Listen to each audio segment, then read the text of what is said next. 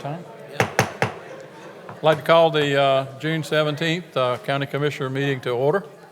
Thank you all for coming tonight. Our first order of business is the invocation by Mr. Cotton. Thank you, Mr. Chairman, Commissioners.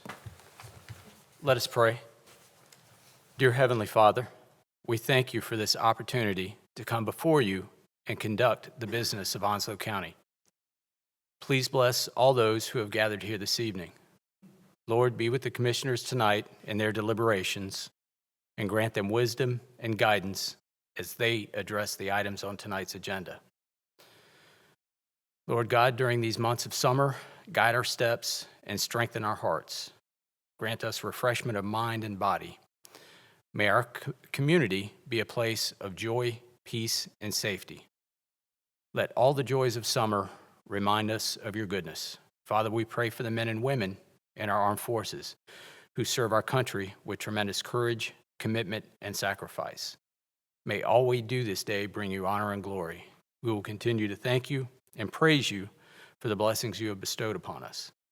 Now, with deep respect and reverence for the faiths, beliefs, and traditions of those gathered here tonight, hear us in a moment of silence. Amen. Thank you, Mr. Chairman. Deputy County Manager will lead us in pledge. Thank you, Mr. Chairman. Prayer too. Pledge allegiance to the flag of the United States of America and to the republic for which it stands, one nation, under God, indivisible, with liberty and justice for all. I'd like to acknowledge the elected officials here tonight. Sheriff Hans Miller, thank you, Sheriff, for being here. Chairman of the Onslow County School Board, Ms. Pam Thomas. School Board Member, Mr. Earl Taylor. School Board Member, Mr. Paul Wiggins. Thank you all for being here. We ask that all in attendance please set your cell phones to silent or vibrate mode. The board offers the public 2 opportunities to speak during the meeting. Comments during the first public comment period shall be limited to 3 minutes each and must be directly issue-oriented with the agenda items for this particular meeting.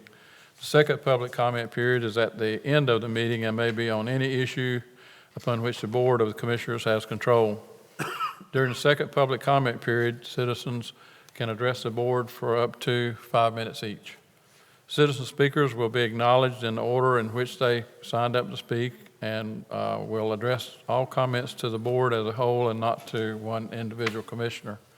Speakers will address the board from the speaker's podium up front and will begin their remarks by stating their name and their address. Discussion between speakers and members of the audience will not be allowed. Public comment is not intended to require the board to answer any impromptu questions. Speakers are expected to be civil in their language and presentation. Any comments where the primary purpose is to promote a business or candidacy shall not be allowed. In accordance with the board's adopted rules and procedures, commissioners shall reserve responses, if any, at the commissioner comment period on the agenda, which is at the end of the meeting. With no other items being considered, I now would ask for a motion to adopt the meeting agenda. Motion. Have a motion and a second. All in favor? Aye. Motion carries. Approval of the items on the consent agenda. Is any commissioner want to have any of the consent agenda items removed for later on discussion at the end of the meeting? Hearing none, I now ask for a motion to approve the minutes on the items on the consent agenda. Motion to approve. Second. And second. All in favor? Aye. All opposed? Motion carries. We're now at number 3, which is public comment period. Mr. Cotton, has anyone signed up? No, sir. Okay. Now we'll move on to item number 4. Mr. Cotton, I'll turn that over to you, sir.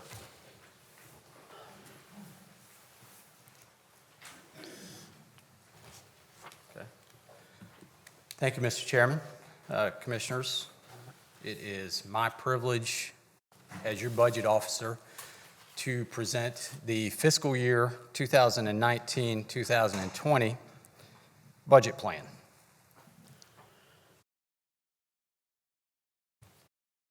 Briefly, what we will be discussing this evening is everything from the budget process to the public hearing, which will be conducted immediately following this presentation.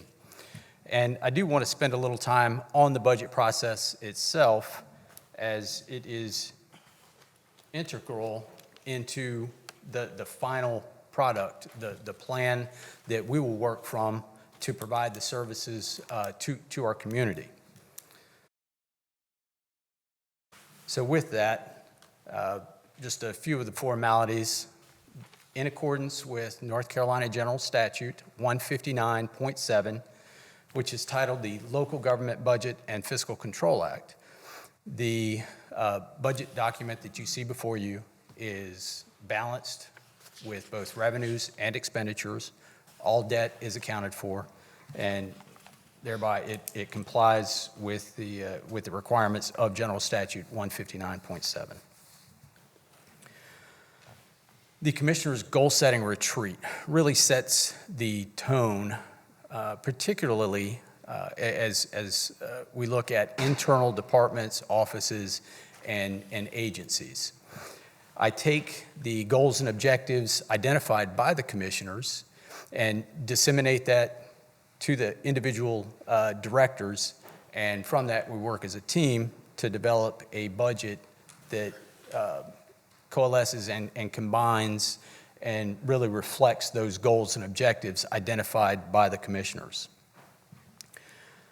Following that, of course, simultaneously is the external agencies. We start communicating in earnest with any external funded agency or any agency requesting funding from the Commissioners, whether it's the first time or the 20th year in a row. We always are cognizant to provide them with our timeline and those milestones that they need to make or meet to be considered by the Commissioners.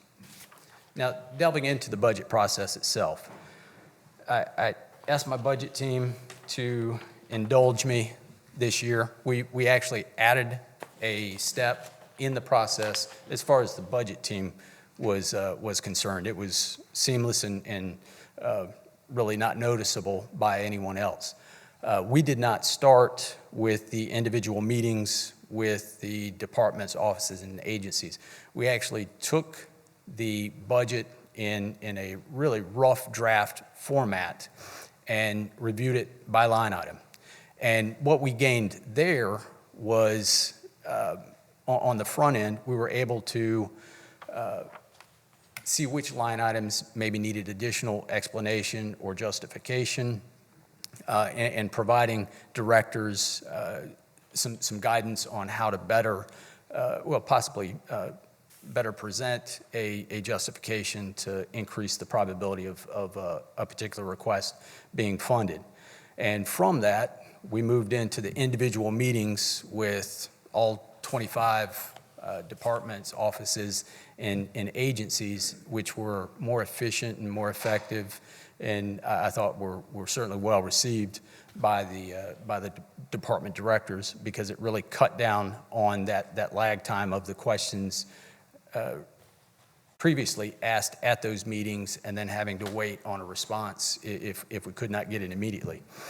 And of course, following those individual meetings, I brought my budget team back together again, and over a period of 2 weeks, we again reviewed the line item requests, analyzed those, and adjusted accordingly, always keeping in mind and centering on the Commissioner's guidance through the goals and objectives. Now, in terms of the Commissioner's involvement, from day one until where we are today, the Commissioners have remained intrinsically involved in this process. Of course, it started with the goal-setting workshop in January. Throughout this past 6 months, the Commissioners have been receiving detailed briefings. There was a rough draft budget presentation. We've held several workshops, And where we are this evening, following this presentation, will be a public hearing, and depending on the feedback and input received from the public here and any that we have received in advance, the commissioners may direct additional work on the budget or may not. And of course, the budget adoption. Specifically as it pertains to the goals and objectives, these are the goals and the single objective identified by the commissioners. And I want to read through those. The first is, and these are not in priority order, these are the top 5 goals as identified by the commissioners. No tax rate increase, adequately fund public safety, including detention personnel needs and courthouse, develop sustainable funding formula with Onslow County Schools, an employee cost of living adjustment to sustain a good workforce, and adequately fund volunteer firefighting agencies. And the objective was to develop a fund balance policy. And I'll delve further into these as we go through my presentation. Starting off each year, this is a standard slide, whether you were standing in Onslow County or sitting in Onslow County receiving this presentation, or one of our 99 sister counties in North Carolina, this mandate is going to look fairly similar across this state. It may vary by a few percentage points here or there, but specifically for Onslow County, 81% of all services provided by Onslow County are mandated by the state of North Carolina. And those are broken up into 2 separate categories. Starting at the top right is titled Program and Funding Mandate is 18%. The best example that I can offer is debt service. You will, if you go into a financing arrangement, you will set aside sufficient dollars to satisfy that annual debt payment. So it's, others include, you will provide this service, and this is the funding level that you will provide to ensure those services are carried out. Moving clockwise, you'll come down to the largest portion of this pie chart, which is program mandates and discretionary funding. State of North Carolina tells the 100 counties, you will provide this service, but it's up to you at the local level as to what that funding level needs to be. Examples are the various services within the health department, within social services, and the like. So when you combine those 2 mandates, that's 81% of our total budget tied up in mandates. What is truly discretionary in terms of discretionary program, you can have this service or you don't have to, and you can fund it at this level or not, is only 19% of our total budget. Examples are Parks and Recreation, library, other departments within our organization. But again, by and far, the largest portion of the county's budget is tied up in mandated services. So where does the money come from to provide these services? I'm not going to belabor going through each one of these. I do want to draw everyone's attention to the 2 largest single sources of revenue available to Onslow County. Those are ad valorem taxes, our property taxes, which for fiscal year 2020, we're projecting 49.45% of revenues next year, and sales tax, just under 23%. You combine those 2 single revenue sources, they comprise over 72% of our total budget. And sales tax is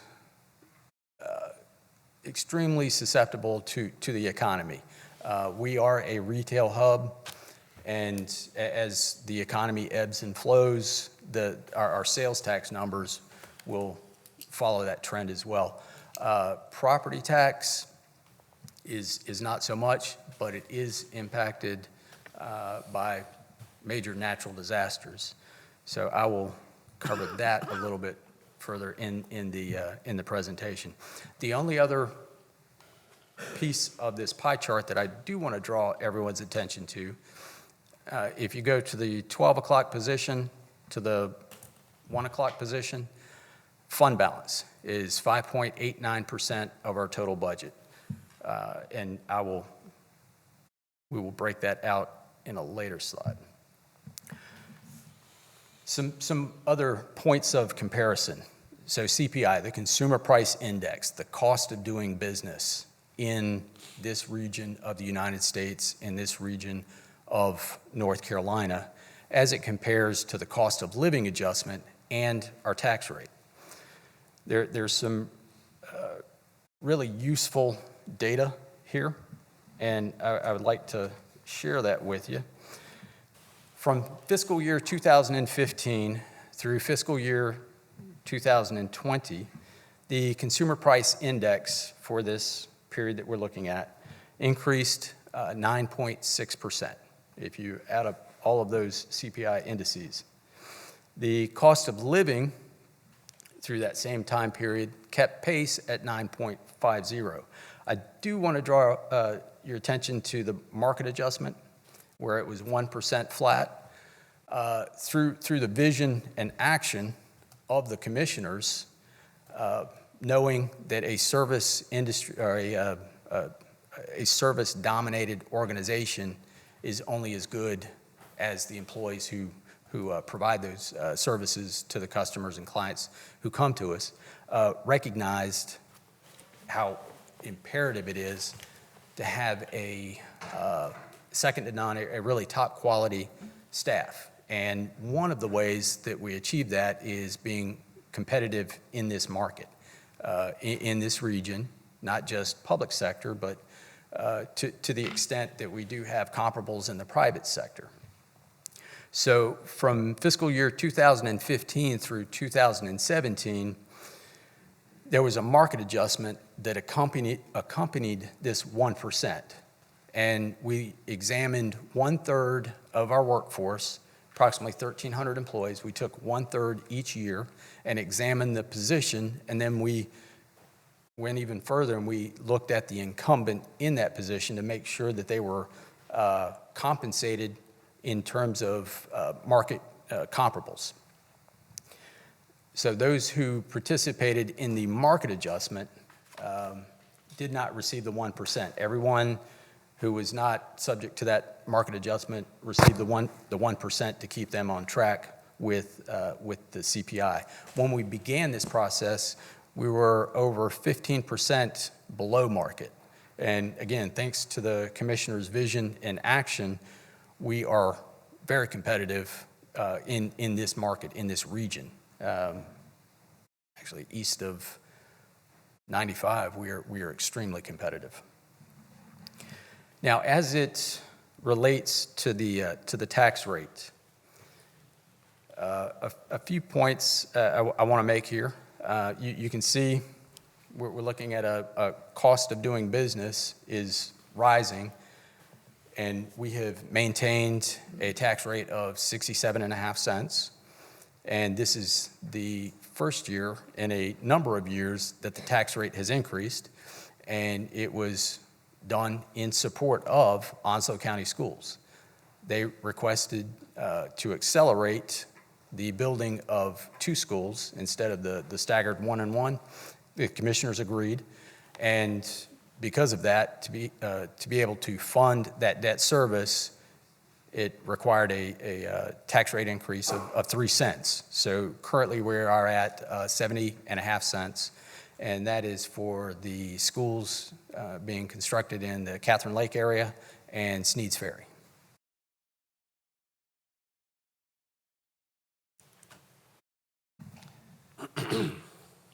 A penny on the tax rate.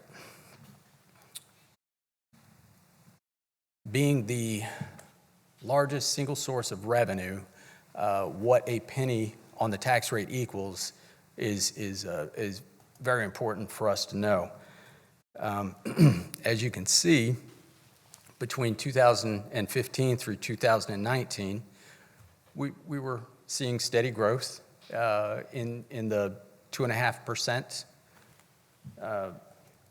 annual year over. And this year, we are looking at 0.2%. And that equates to $2,800, $2,815.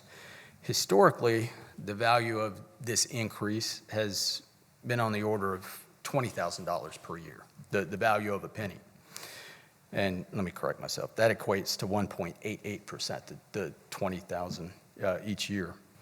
And that has been tied to strong residential and commercial growth, and this being a desirable location to live, more people are wanting to move here, which is driving up the cost of living. And one of those variables that is considered in that is the residential value and property value as it stands. However, Hurricane Florence played a significant role in what we are projecting going forward. So rather than a 1 to 2% increase that we historically have recommended and been able to realize year over year, we're really pushing that back to 0.2% in value. So fund balance appropriation, and I want to compare that with a fund balance policy proposal at this point. So in the broadest of terms, I would say fund balance is the difference between your assets and your liabilities in a governmental fund. And getting just a little bit more technical, and then I want to step it back. In accordance with the generally accepted accounting principles, fund balance is intended to serve as a measure of your financial resources available in any particular governmental fund. Those generally accepted accounting practices or principles, the financial statements report fund balance in 5 broad categories. I'm not going to bore you with those 5 categories. I do only want to focus on the unassigned fund balance because that is what is related to this fund balance policy. The other categories of fund balance already have statutory requirements and other influences that drive those. So the unassigned fund balance is where I would like to focus a few minutes. Again, in general terms, local governments utilize fund balance for 3 basic functions. Having sufficient liquidity, cash on hand to smooth out the ebbs and flows throughout the year in terms of revenue receipts. Once a budget is set for a county, the example I like to use is our property tax. We receive the largest percentage and portion of property tax receipts in a given fiscal year in December and January. So paying the bills between July and making payroll between July and November, we need to have a fund balance to, again, smooth out those ebbs and flows because,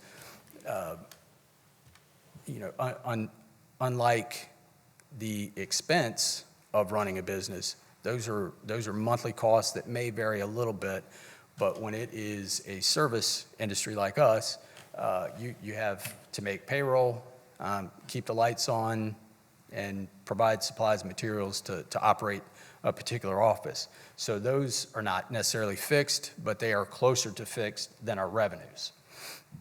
So again, having cash on hand is of paramount importance. The other thing is for a one-time expenditure. And then lastly is to balance our annual budget. And I will draw your attention back to this illustration. The top line in green is the actual fund balance appropriation, and the blue line depicts 5%, assuming a fund balance policy. That would have been where the maximum fund balance appropriation would have been allowed to reach. Of course, we have been above that. At its apex, it was 7.21%. And this current fiscal year leading into fiscal year 2020, we're proposing to start walking that back down. And how we arrived at 5%. We took a look at our expenditures and dated that back historically and looked at the variables which influenced our spending. And one of the main drivers was our vacancy rate, the lapsed salary generated from our vacancy rate. And that equated to 5% of our total budget. So we can reasonably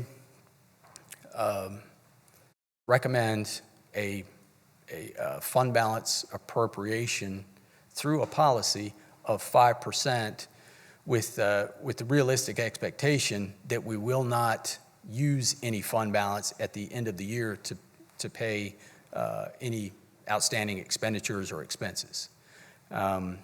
Anything above that, you are really pushing into using your fund balance to make revenues line up with expenditures at year end. For fiscal year 19, based on our projections, we are optimistic that we're going to break even and not use fund balance to close out the end of the year.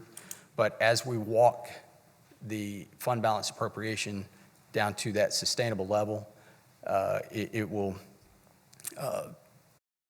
meet an apex where we can reasonably be assured to be able to have more adaptability in a downturn of an economy or another natural disaster. We would be able to weather that a little bit better. So in terms of the policy, just want to go over those specific variables. I'm recommending that the unassigned fund balance, as it pertains to the general fund alone, no other enterprise funds, this is specific to our general fund, will be no less than 15% of the operating expenditures. And what that looks like in whole dollars would be roughly $30 million that would be available, unassigned, to be appropriated in the event of a natural disaster, a one-time large expense, or another recession. As the economy is cyclical at some point in the future, hopefully long after I retire, we won't see another recession, certainly to the extent that we did, but we will see a downturn in the economy. And having such a fund balance will help this county weather that storm. That goal is being proposed to be met over 5 fiscal years. We can certainly push that out depending on how aggressive or how conservative the commissioners would like to be in achieving that goal. I just selected 5 years based on conversations with staff and looking at other organizations similar to us and the number of years that they took to actually attain that. The second part of that is specifically the disaster contingency. We have a disaster contingency, again, thanks to the vision and action of the board. It was, or is, $5 million. I am proposing that it be increased to $10 million, and that would only start after we achieve the first portion of that, which is the 15% of operating expenditures. So once that's achieved, then we would work towards advancing the disaster contingency to $10 million over 2 fiscal years, or 3, whatever the board directs or wishes. And lastly, the annual fund balance appropriation, as I've mentioned, would be no more than 5% of the operating expenditures for the general fund itself. And this goal would be achieved within 2 fiscal years. And like is illustrated here, as proposed, it is 5.89%, which equates to a little over $12 million this year. So going into next year, depending on how much the operational budget grew, it would be somewhere on the order of 11 million. So we have really closed that gap. It was at its apex, it was 4.8 million. So we've been appropriating less and less, rather than trying to get there in 1 fiscal year, which would require significant and certainly major draconian cuts to achieve such a measure. David, before you go on, would you explain to the audience and to the people on G10 the reason why we want to go to $10 million for disaster? Yes, sir. As it relates to Hurricane Florence, it quickly became apparent that we were going to need a larger disaster contingency because we quickly outstripped that available $5 million. We currently have over $9 million in reimbursement requests through FEMA. So we have paid for the disaster cleanup, the debris cleanup, and all of those fees associated with that, and that total was $9 million. So we, again, used the disaster contingency, and then we used available fund balance within our solid waste fund to bridge that gap. But rather than having to do that in the future when that fund balance may not be available, have a more robust disaster contingency available outside of the standard 15%. Thank you. Yes, sir.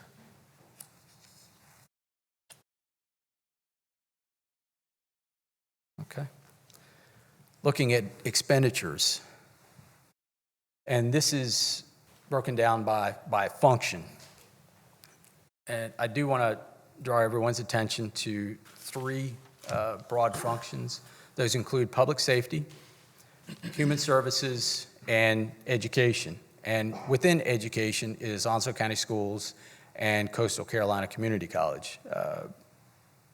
Coastal Carolina Community College receives on the order of $6 million annually, and the vast majority is in support of Onslow County Schools. So factoring in the annual operating capital and debt, that comprises over 38% of the county's total expenditures. And when you add human services and public safety, both respectively over 20%, those 3 functions equate to 79.36% of our total expenditures.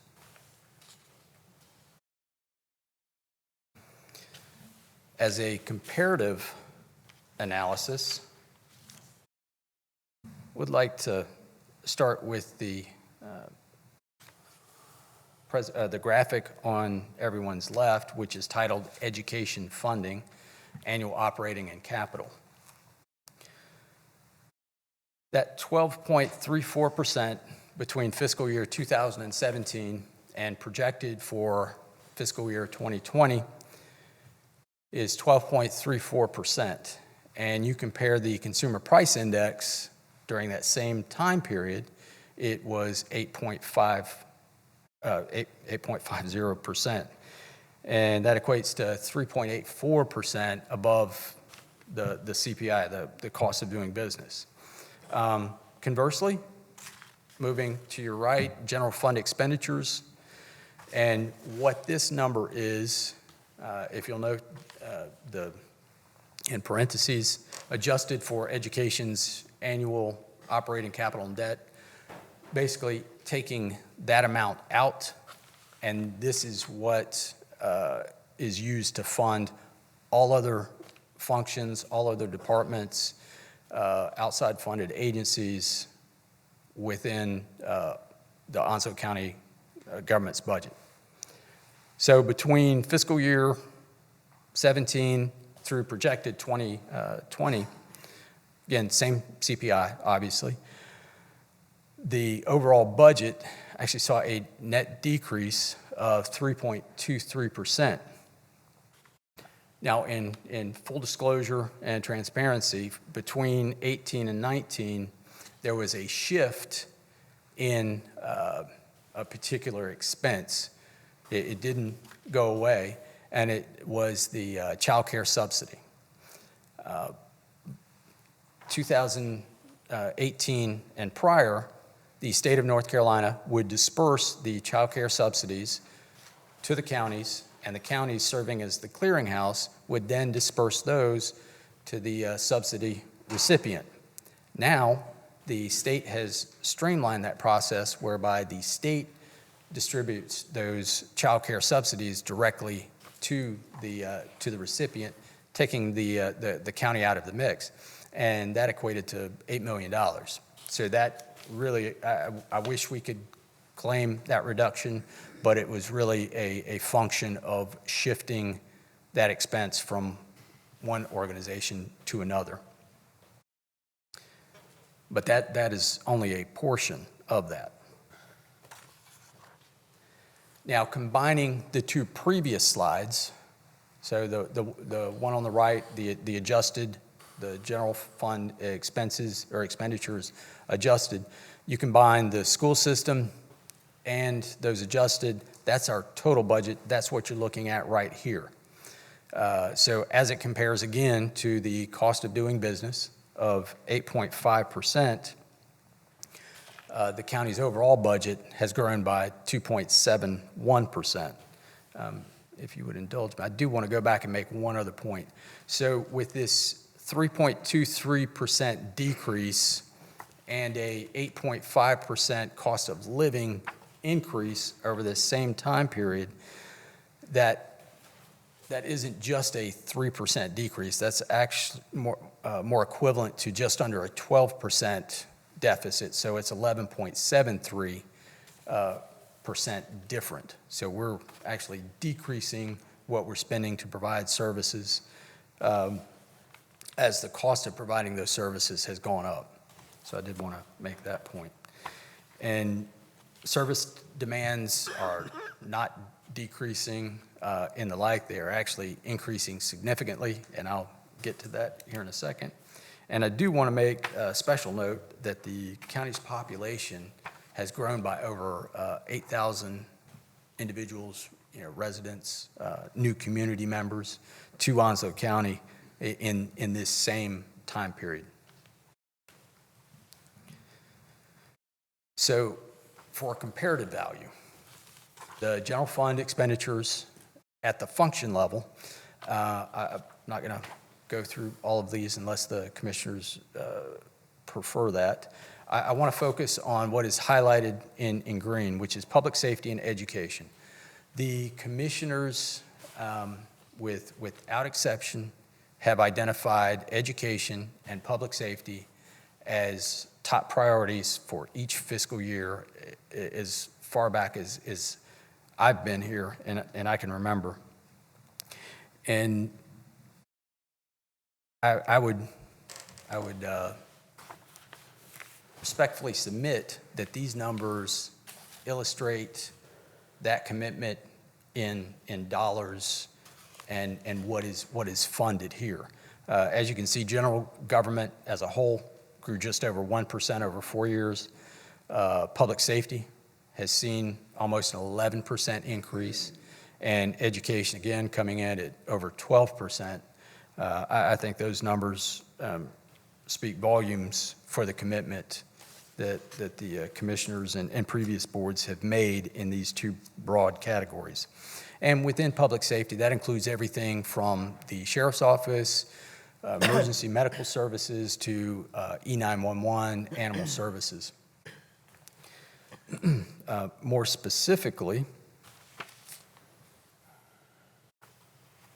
Since fiscal year 16, there have been, as an illustration of how the commissioners have made these commitments and met these commitments, it's been through vehicles, equipment, training, and personnel. And I do want to highlight some of the personnel that has been approved.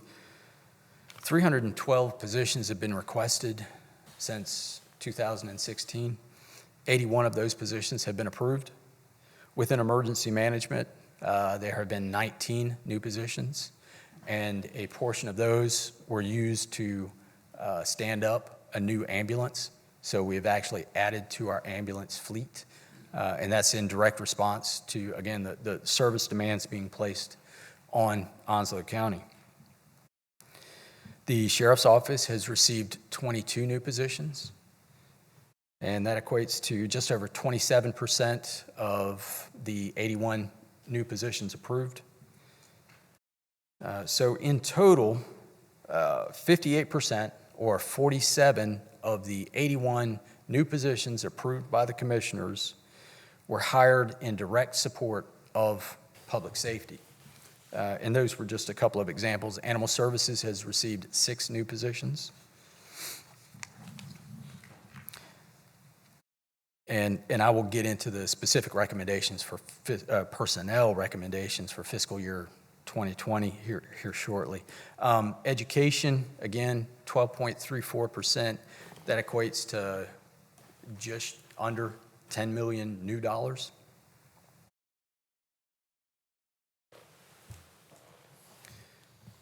So some of the influences and recommendations specific to the fiscal year 2019-2020 budget plan cannot be understated. The devastation and the personal tragedy experienced by our coworkers, our neighbors, folks we go to church with. There's no way to put a value on that. And what we can measure is the property damage, the loss of business revenue, things like that. And as it pertains to Onslow County government, we reported immediately after the storm approximately $1 billion in storm-related damage, not losses, but damage. The permanent loss, those numbers as far as the tax-based value loss, when all the repairs were made and the final inspections were conducted, equated to $175 million. Again, debris removal and cleanup cost over $9 million, which really suggests that to prepare for the next inevitable storm, a larger disaster contingency is something certainly to consider. As directed by the commissioners, there is no tax rate increase proposed for fiscal year 19-20 budget.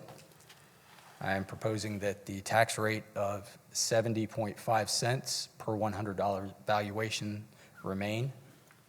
I'm also recommending the fund balance policy with any modifications that the board may choose. And specifically, Onslow County Schools, the recommendation for Onslow County Schools.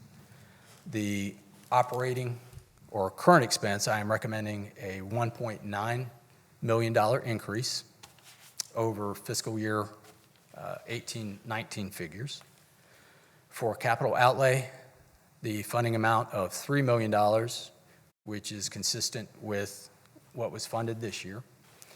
And the debt service, we are looking at $14.2 million, which equates to a $1.5 million increase in annual debt service attributable to the new schools, for a total annual contribution of just under $71 million, or $3.4 million over fiscal year 18-19 numbers. And I would like to thank Dr. Barry Collins, Superintendent, and Ms. Pam Thomas, Chairman of the Board of Education, for contacting me and letting me know that the Board of Education agreed with and approved the operating increase of $1.9 million. Some of the other highlights as it relates to fiscal year 19-20, the vehicle replacement plan, I think at this point really demonstrates its own validity of maintaining that through a combination of the lease program. It is still up and coming, but it's already starting to demonstrate that's a wise choice on behalf of the commissioners, as well as a set replacement plan for these law enforcement vehicles, our ambulances, and certainly animal services, to make sure that the personnel operating those have reliable vehicles responding to emergencies.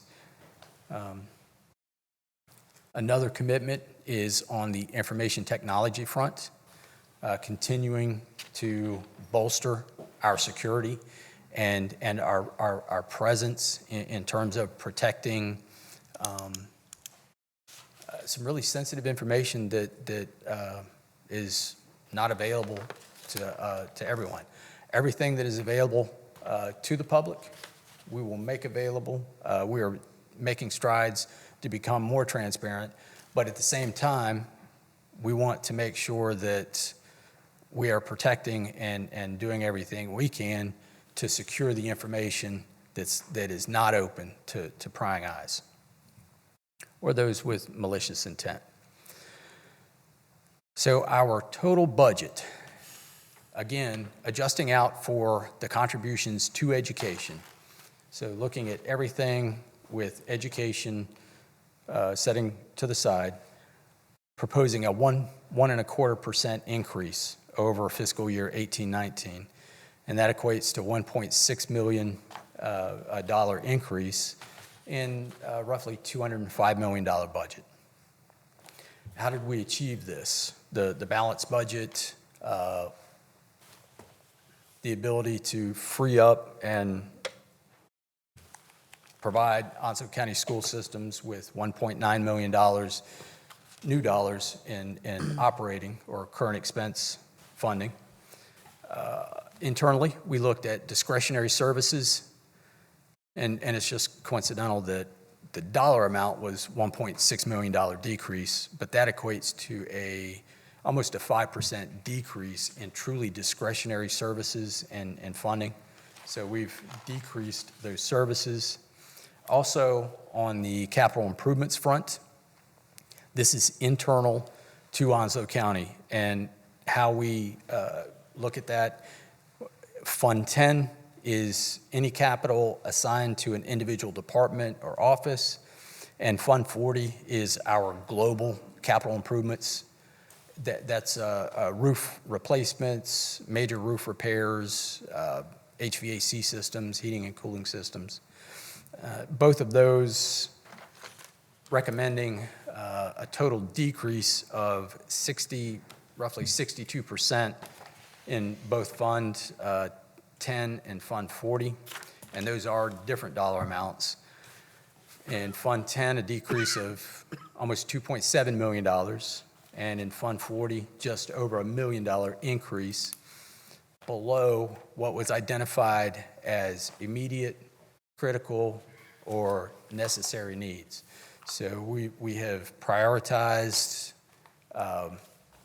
what absolutely cannot wait, and we are very hopeful that these other immediate and necessary needs can withstand another year. Another driver influencing the budget bottom line was inmate medical cost.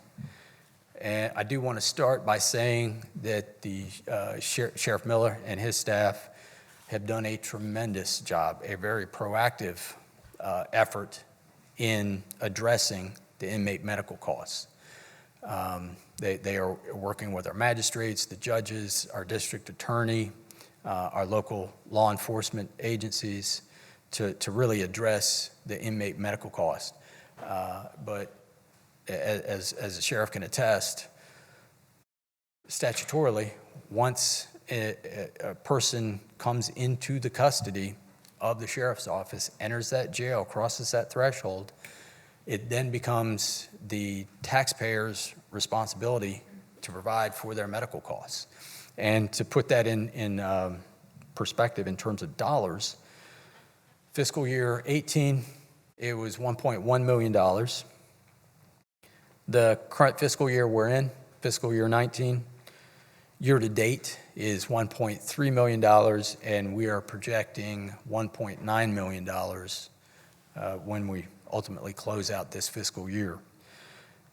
And for fiscal year 19-20, proposing, and again, being optimistic, but I think it's realistically optimistic, is $1.25 million for inmate medical-related costs.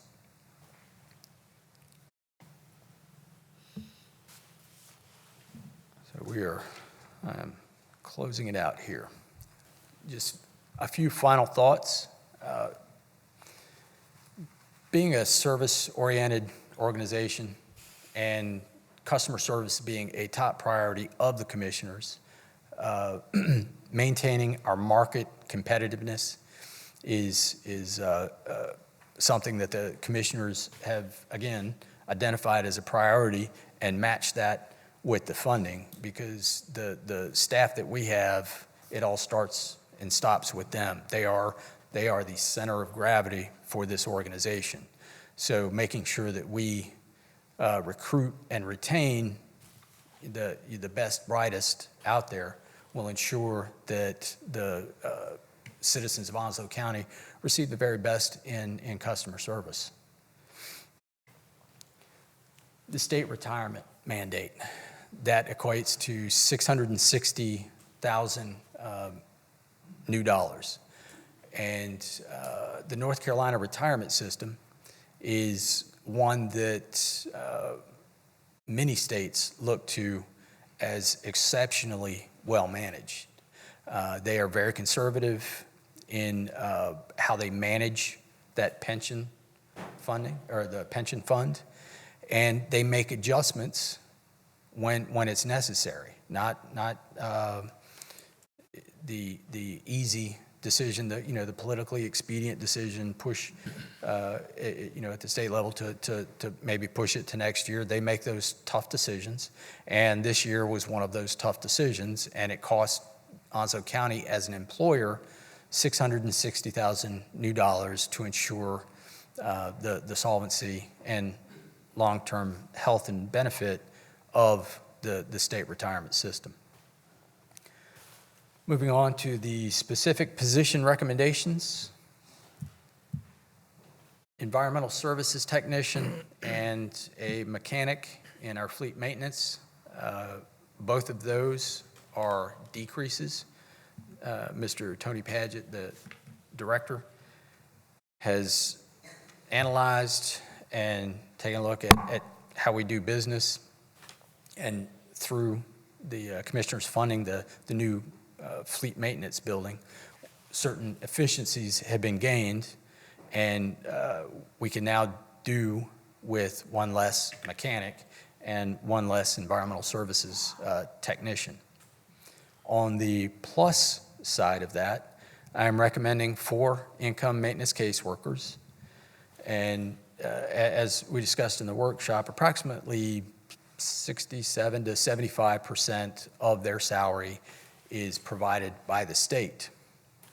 I'm also recommending a single housekeeper for the new 90,000 square feet of courthouse court facilities.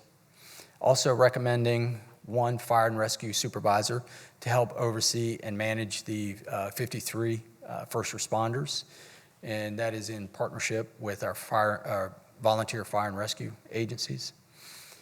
Now, when you add all of those figures together, subtracting out the two positions that are being proposed is going away, the net delta or the net gain is just over $17,000 for these 6 new positions. If you follow over to the right column, Community Paramedic Program, the return on investment is $5.60 for every dollar that we put in. And that $5.60 represents cost avoidance and cost savings. So for every dollar that we put in, we're realizing, a 5-to-1 return on investment. Up through this fiscal year, this program was completely funded through grants. That grant was set to expire this year. This is the year that we are looking at it. They are looking for grants in earnest. I do believe we have received a $20,000 grant, and there are several other grants that they are seeking to be able to piecemeal and fully fund it. However, with a 5-to-1 return on investment, I'm recommending, regardless of the grant total, that we continue to fund this program, and that encompasses 2 employees and all of the supplies and office. And the office supplies, medical supplies, uniforms, vehicles in support of them.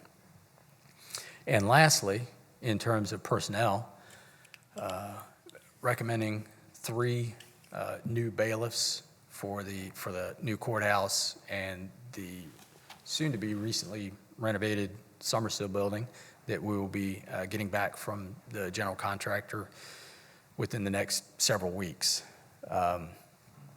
The bailiffs for 6 months, I'm proposing that they be funded starting in January, and that would equate to roughly $90,000.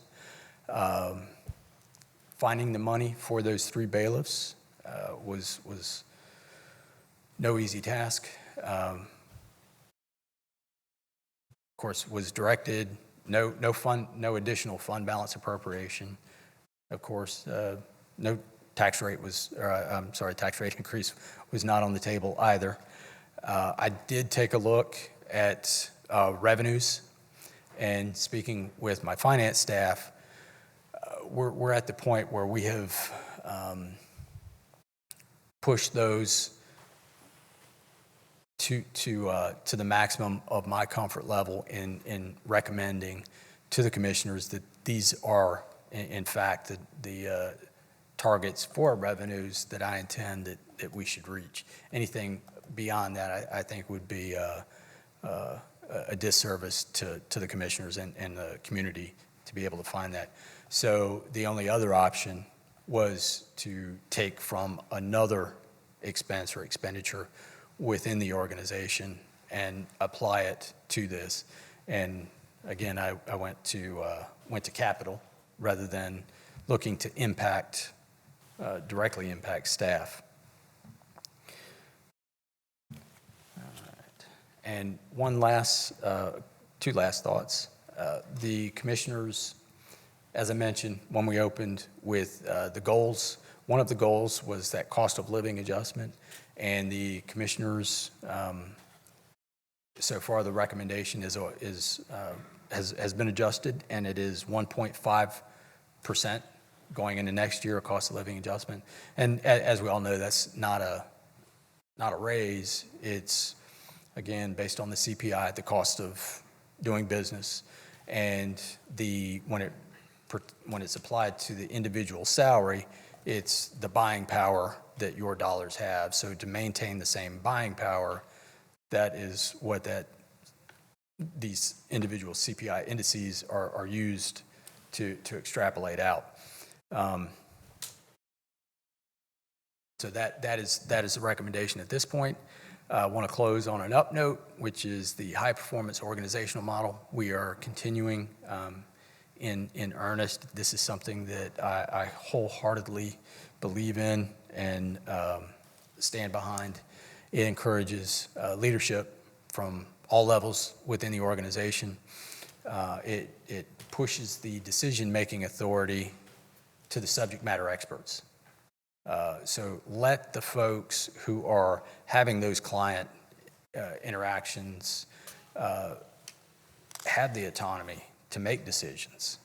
And ultimately, we'll have performance measures. We'll have parameters.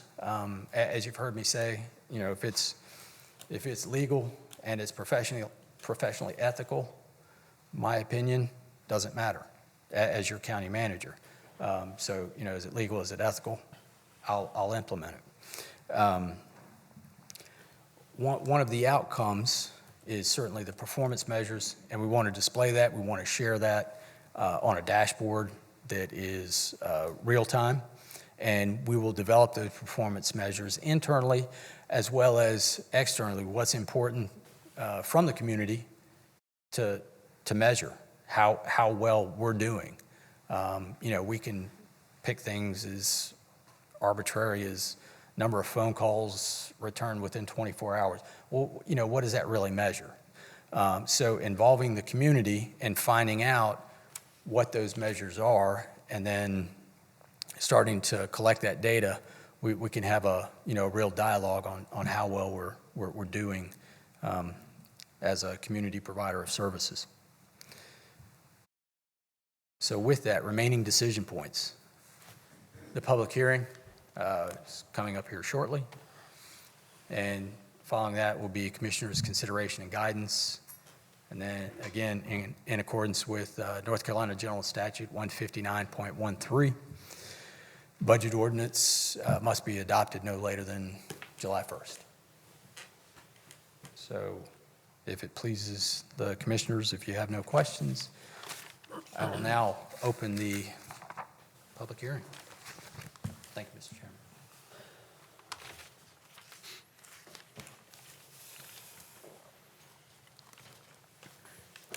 I'll turn it back over to you, Mr. Cotton, now for public comment. Thank you, Mr. Chairman. Commissioners, the first person who has signed up to speak on the proposed 2019-2020 fiscal year budget is Dr. Barry Collins, 133 Bachelor Trail.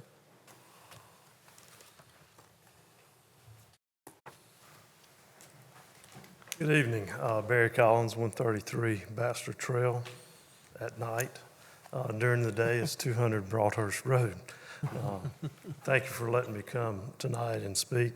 Mr. Chairman and Commissioners, wanted to say how much I appreciate. It's been a privilege and an honor to serve as the Onslow County School Superintendent the last 4 months and to be involved in my first budget season. You've been very kind and providing me direction, guidance, and clarification. I want to thank Mr. Cotton and his staff and Sharon for what they've done in answering my phone calls and working with our staff to come to an agreement this year.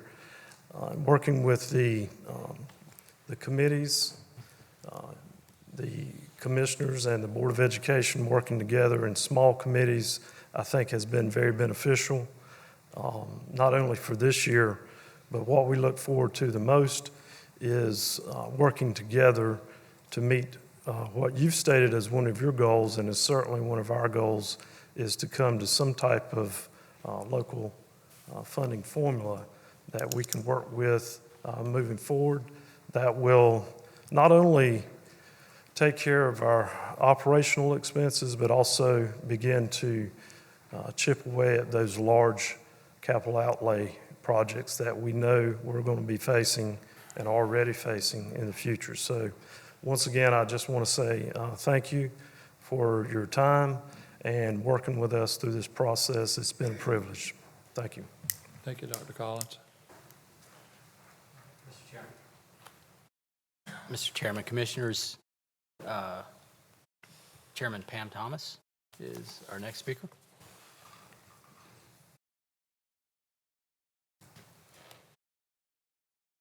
Thank you. I'm Pam Thomas, the chairman of the Onslow County Board of Education. I reside at 2015 Colony Plaza in Jacksonville. And I'm really pleased to look at you this evening and say, having discussions with you in the past 2 weeks has really made a big difference, I think, in the respect that each of us have had for each other. I know that I picked up the phone and called Chairman Bright, and I asked him, could we have a meeting? And within 2 days, we had a team together and we met. And that meeting was probably one of the best things that we could have done. First of all, it cleared up a lot of misperceptions that both boards had about each other. Secondly, we realized that we're more alike than what we thought. We too have safety and security as an issue. We certainly care about mental health. We have unfunded mandates like you do. And the only difference in that is, commissioners, is that unfunded mandates that come to us fall on your back financially. So we discussed not only those things, but what could we do to work together? You know that there is a bill right now in the legislature that is a 1/4-cent sales tax bill. You need a revenue source so that you can do more for the county itself as well as to assist the school system. So we pledged unofficially that should that 1/4-cent sales tax pass, that we would work together to get that on a referendum in March. And part of that would be to supplement some funding for education. And that's a win-win, I think, for the commissioners and for the Board of Education, as well as for the citizens of Onslow County. I certainly am glad that we had the opportunity to speak and to, if you want to call it a compromise, but to be able to have some decision-making in that 1.9 increase in our local current expense fund. Now, you know we're still receiving $3 million in the capital fund. Now, that capital expense fund, we would like to have that increased, and I understand this year we can't. And we're going to make do with what we have to. I appreciate your comments tonight, Mr. Cotton, in your presentation. I think they were very concise, and they certainly explained what is needed across our county. And we have so much growth that we have increased services that are needed every day. Personally, I want to say thank you as a citizen for not raising taxes. And as chairman of the Board of Education, I look forward to the continued partnership.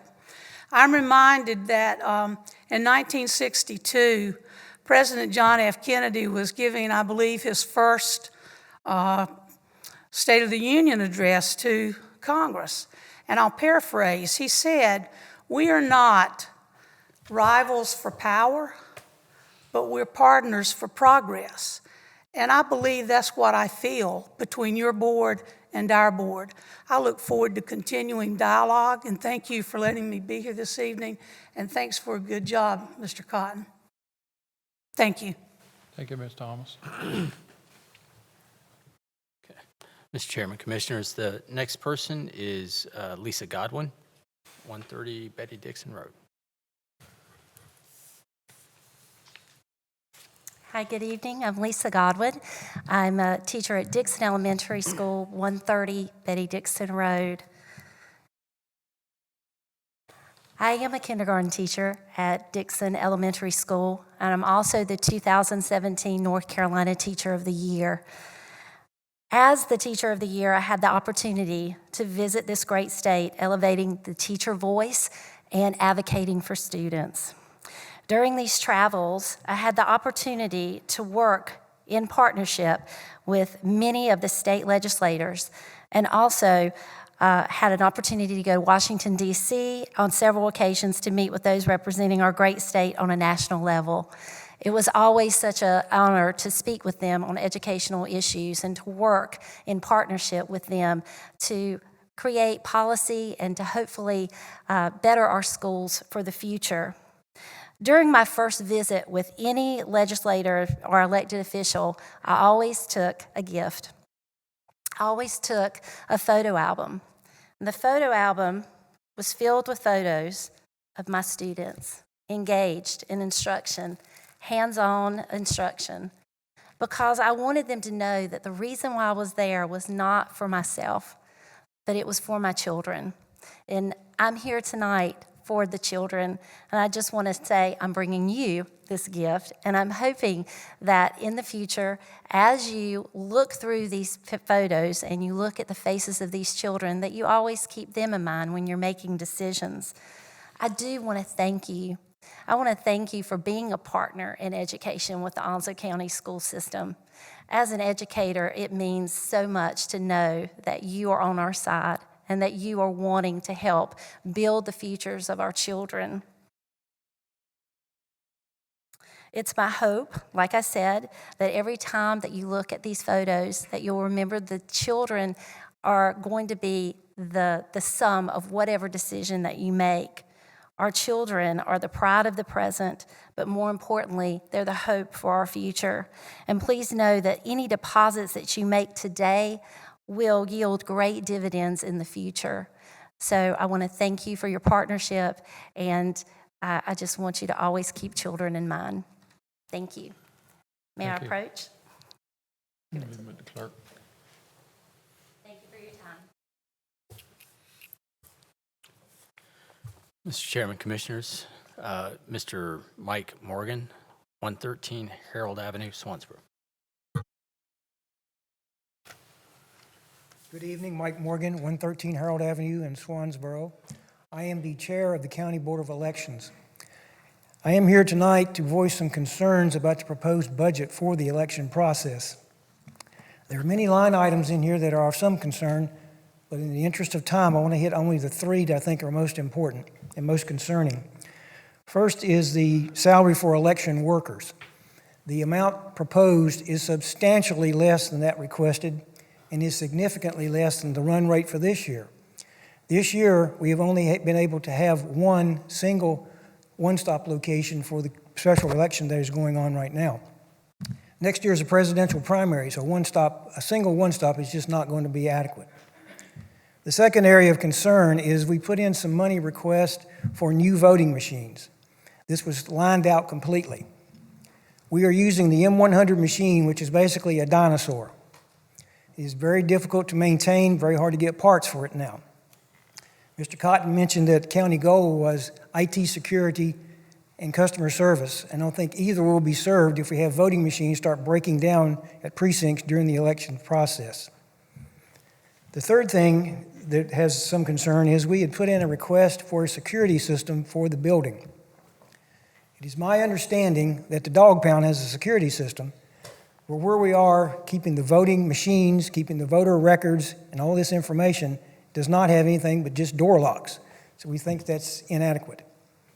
We understand that the county has many competing priorities, but I would think that few things would outweigh being able to efficiently and effectively and honestly have a voting process for the citizens of the county. So we do ask that you reapprise the budget and do what you can to help us out here. So thank you. Thank you, sir. No one else has signed up. I will make one call to the audience. If anyone is interested in speaking on the proposed fiscal year 2019-2020 fiscal year budget plan, please approach the podium. Seeing no one approaching the podium, I will now close the public hearing and turn the discussion over to the commissioners. Okay. I would entertain a motion to... Motion to approve the budget as presented. Second. Here a second. Okay, now we will get into discussion. Do we have any commissioner that got questions or any discussion for our manager or any of the speakers? I just want the public to know, and for all those that are watching out in G10, this budget process is very difficult. We're mandated with certain state requirements that we have to meet, and I will say this, that I'm very impressed with the BOE and for stepping up and compromising and talking with us, because I've been on the phone with Pam Thomas. Barry, I'm glad you're here. I'll just say that. It's been a pleasure dealing with you. And this is what happens when people sit down and talk things out instead of pointing the fingers and trying to discuss things. I mean, we went round and round phone calls for the last 2 weeks, everybody calling everybody and making proposals, but we reached a conclusion. And it's pretty difficult to do because we have so many needs in this county. I mean, we understand that, but we're limited with the funding that we have available, and we try to make the best decision. And I appreciate you bringing up the children, because as far as the commissioners are concerned, children are our number one priority. They're our number one natural resource, obviously. They're our best resource, and, we need to make sure that we properly educate them with safety and with a upgraded system, et cetera. So let it be known that as commissioners, we care for our children as well. My son's a school teacher as well, and I totally understand it. But I just wanted to say thank you to the BOE. Thank you for showing up today. Thank you for listening. Thank you for coming to the table and working with us, and that we were able to come to a decision that we're both satisfied with, and then we can continue to march in the future to work together for bigger things. And it's been a pleasure. It really has been, and I've been really, really, really impressed with the cooperative effort, and I just wanted to say thank you. Other than that, I think the budget. I want to thank David Cotton especially for the budget. If you notice, his hair is a little grayer. Well, maybe not, but it's shorter.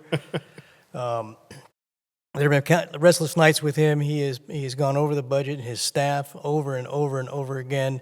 And when David makes a recommendation, he doesn't tell us this is what we need to do. This is his recommendation. If we differ with him, then he's willing to discuss it. And that's what makes it really, really unique with David. He's very objective, very methodical. My God, he's methodical. And I appreciate that about him, because he goes over every line item along with Sharon and the rest of the staff. And I can't say enough about what you did, David. I appreciate your hard work. And I'll say it again. 2 years ago, we made a decision for a county manager, and we made the best decision that we ever made. So thank you. Anybody else? Mr. Cotton, did we look into the cost of new voting machines and what that would amount to, or? Yes, sir, we did. It was on the order of $350,000, I do believe. And the one caveat to that was the ADA machines, and those not, the vendor not being approved as of yet. So it was more a function of wanting to look and see if we could have a single vendor provide both types of machines, so that we're not dealing with proprietary software or service calls for two different manufacturers, and that's still at the state level. At that point that a vendor is selected, it may be a different vendor for the ADA, and we may not have any choice. But I do anticipate working with and through the state, potentially to identify funding for those, since we are holding those elections on behalf of the state itself and the federal government. But all total, it was $500,000 with the ADA, if I'm remembering the numbers correctly. Okay, thanks, sir. Yes, sir. Do you know what the cost of the community paramedic program is? $180,000 annually. I want to say that the meeting that I had with Chairman Thomas and a few of the, Mr. Taylor and Mr. Wiggins and their finance team, and Mark Price and Commissioner Bennett, was very productive, and we were able to sit down and understand both sides of the financial picture with the school board, and we come to a resolution with that. And I thank you, from us to you, for helping us put that together. I will say I'm optimistic that the quarter-cent sales tax will be approved by the state legislators, hopefully. And if that happens, I'm looking for, I think, I don't want to speak out of turn, but I believe everybody on this board is okay with a quarter cent and would support a quarter-cent sales tax. The last numbers I had from Commissioner Price was about $5 million now, close to that, for a quarter cent for Onslow County. So that money would come in, that revenue stream would be a lot better because it's an equal tax and everybody pays. And right now, we only have 60% of our property owners that's paying the ad valorem tax. So that would be a more fair tax. And to get an idea of what a quarter cent sales tax would be, you have to spend $4 to spend one, it would be 1 penny extra for every $4 you spend. So it's not a big impact on the individual. It just means that there will be more people paying and using the sales tax and contributing to the sales tax. And if we had a $5 million pool of money today from that, we could provide a whole lot more resources for our public safety. The Sheriff Department has needs, emergency management has needs, and the school board, I've seen the needs that you have presented, and I'm really pleased that we were able to come to agreement on what we could do this year. Now, next year's another year, and we're going to have to work really hard to come to an agreement with the funding agreement for the commissioners and the school. So that's going to be a major undertaking to figure that out. If we get the sales tax, though, it will be a lot easier. I can tell you that. So I'm going to work really hard on that. I've already talked to our new election director, Josh Dedman, that's here tonight, our new Board of Elections director, and I've already got some information from him how, if that sales tax goes through, how to put it on the ballot and how we can let the people know what it's about and how the people can support it. I have talked to a lot of property owners, and they are all for the quarter cent sales tax versus raising the ad valorem taxes. So I think that would be a win-win. Like Chairman Thomas said, that would be a win-win for not only the school board and the commissioners, it would be a win-win for the citizens of this county. Any further? Mr. Chairman, just a couple of comments to right on what everyone else has shared.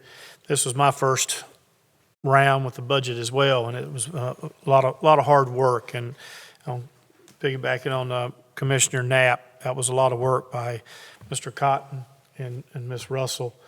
I bombarded them with lots of questions to the point that they're probably tired of getting them, and I appreciate their patience in that. But the big thing is that 3 areas really make up this country, and in particular this county, and that's education, law and public safety, and the military.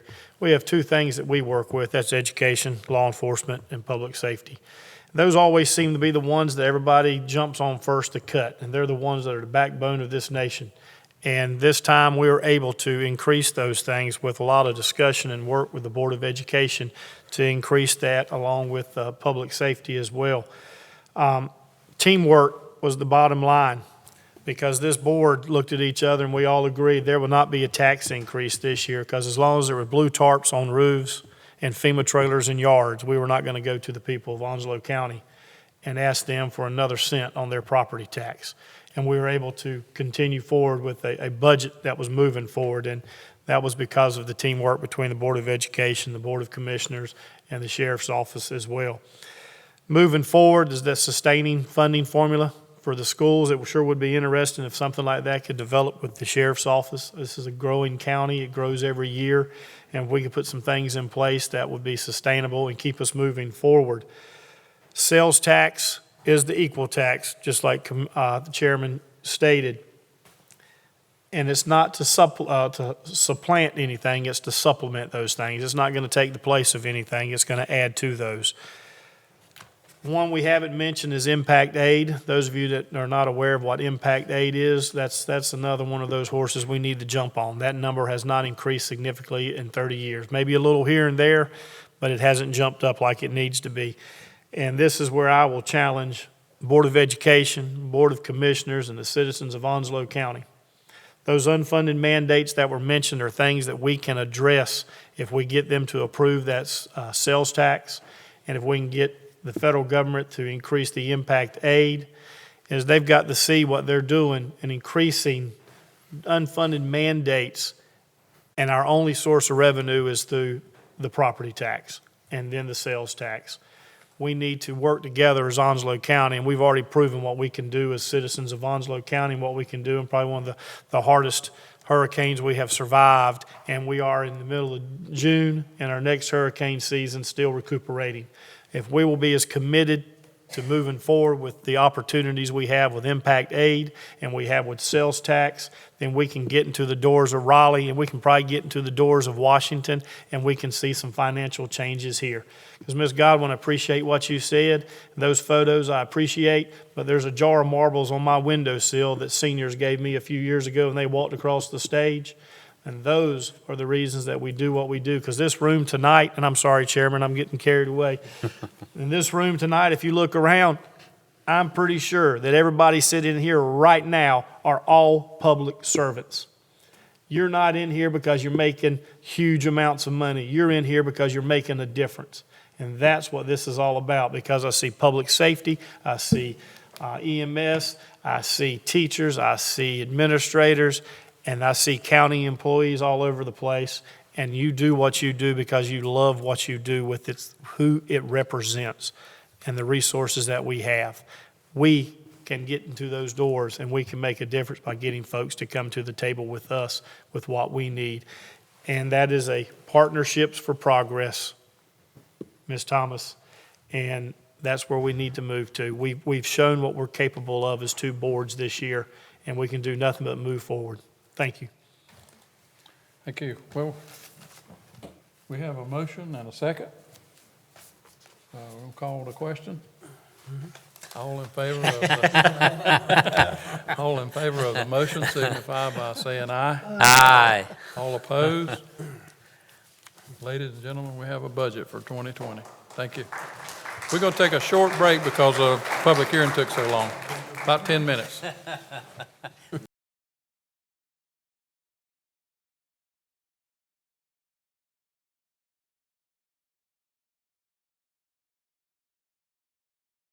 I want to call the meeting back to order.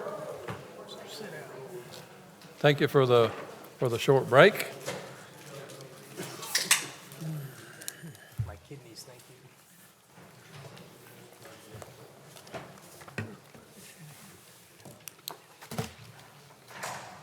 Next item on the agenda is a final offer for real property. I think that is Ms. Laura Jones. Good evening, Mr. Chair, Vice Chair, and Commissioners. On May 20th, the Board accepted an offer on a parcel of land. It's parcel 016263, and the offer was in the amount of $5,961.59. Public notice was advertised in the Daily News. However, we did not receive any upset bids. Therefore, the final offer is being brought back to you for final consideration.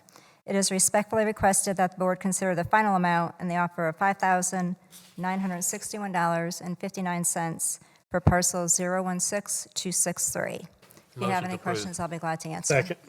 Have a motion and a second. Any discussion? All in favor signify by saying aye. Aye. All opposed? Motion carries. Thank you, Commissioner Buchanan. Landfill, item number B, Ms. Melissa Moore.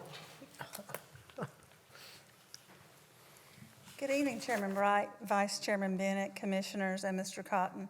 It is my pleasure to come to you this evening presenting the Solid Waste Division's Posy Shell sole source justification request. The landfill maintains an operating permit allowing the use of Posy Shell as an alternative cover material and has the Posy Shell equipment and training for application. The slurry mixture is applied as daily cover instead of dirt. The use of Posy Shell conserves airspace, reduces cost associated with collecting and applying the cover dirt. Posy Shell is solely manufactured by LSC Environmental Products. It is estimated we will purchase $130,000 worth of Posy Shell in fiscal year 2020.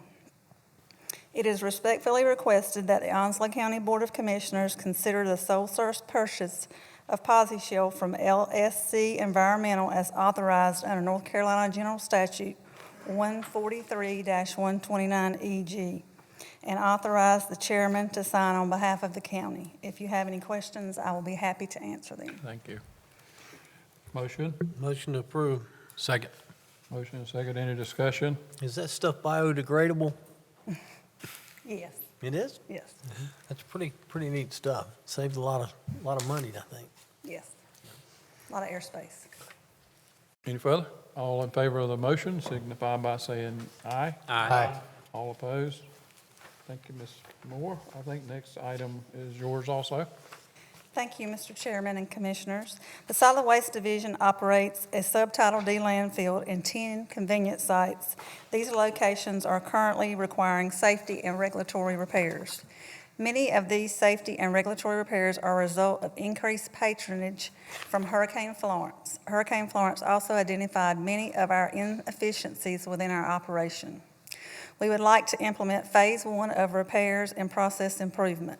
The projects will include new pavement within the solid waste complex, an entrance gate enhancing safety, new signs offering clarity, replacement waste containers, 2 trash compactors, bulldozer, a farm tractor, litter fencing, a bulk fuel tank, and convenient sites grading. The landfill improvement ordinance totals $1,172,000, and the convenience sites improvement totals $275,000. These funds are available in the Solid Waste Enterprise Fund.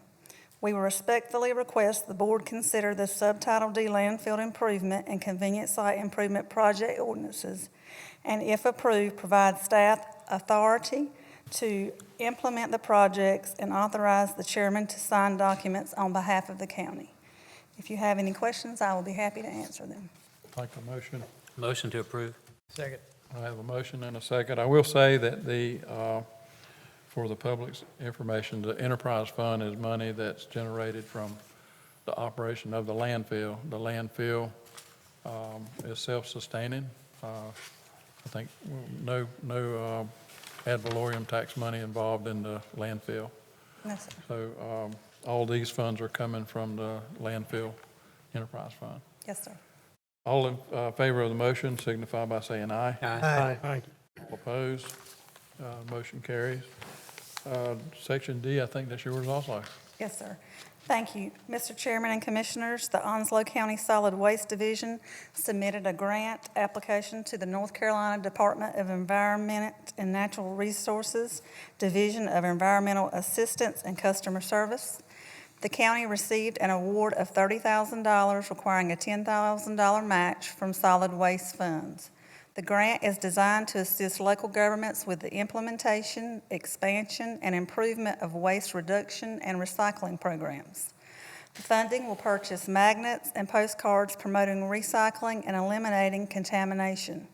The grant also covers mailing the postcards. The effort will target 86,000 households, and we aim to decrease recycling contamination by 5% the first year. The current rate of contamination is 18.05%, up from 11.45% in 2015. It is respectfully requested that the Onslow County Board of Commissioners consider the acceptance of the grant and authorize the $10,000 county solid waste match from the Solid Waste Enterprise Fund. If you have any questions, I would be happy to answer them. Thank you. Motion to approve. Second. I have a motion and a second. Any discussion? Is this an educational problem, basically, that people don't know what to clean out and what to put where, or is that Yes, sir. a problem? This mailer will give them different types of plastic that are recyclable, which are not to include food and things like that, and liquids because it contaminates the cardboard and paper. So yes, it's educational too. Have you considered approaching Onwassa in the city about putting them in their water bills? We have not, but we can definitely look into that. It might be a good, especially the city, since they're collecting recyclables. Yeah. Any further? All in favor of the motion signify by saying aye. Aye. All opposed? Ayes have it. Thank you. Thank you very much. Home and Community Care Block Grant, Mr. Calhoun. Good evening, Mr. Chairman, Vice Chairman, Commissioners. Before you is the consideration for the Home and Community Care Block Grant for Onslow County Services. This is an annual grant that we receive from the Area Agency on Aging from Eastern Carolina. It provides funding for in-home services, adult daycare, transportation, and nutrition services. The total grant is $685,569. The local match is $76,174. No additional monies will be needed. It is respectfully requested that the board consider approval of the contract to the Area Agency on Aging, Eastern Carolina Council, and authorize the chairman of the board to execute the contract documents. Motion to approve. Second. Have a motion and a second. Any discussion? All in favor of the motion signify by saying aye. Aye. All opposed? Motion carries. Nutrition contract for 2019-2020. Mr. Calhoun, that's yours too. Yes, sir. Thank you, Mr. Chairman. Commissioners, this is the contract with Gibbs Management Services. This allows senior services to continue the congregate and home delivered meals.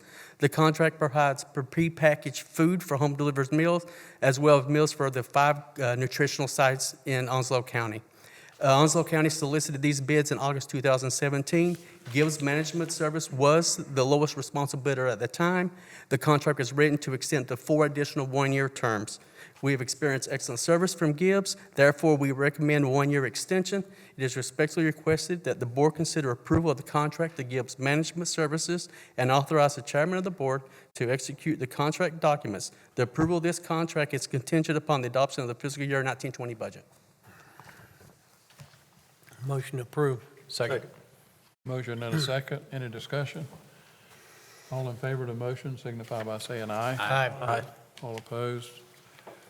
Motion carries. Section G, Onslow United Transit System, Mr. Calhoun. Thank you again, Mr. Chairman, Commissioners. This contract is between Onslow County and Onslow United Transit System, normally called OUTS. This will facilitate transportation for elderly clients age 60 and over. Clients are assessed for eligibility on an annual basis under the guidelines of the Division of Aging and Adult Services. OUTS provides handicap accessible transportation for medical appointments and also to senior nutrition sites. It is respectfully requested that the board consider approval of the contract to Onslow United Transit System and authorize the chairman of the board to execute the documents. The approval of this contract is contingent upon the adoption of the fiscal year 1920 budget. Motion to approve. Second.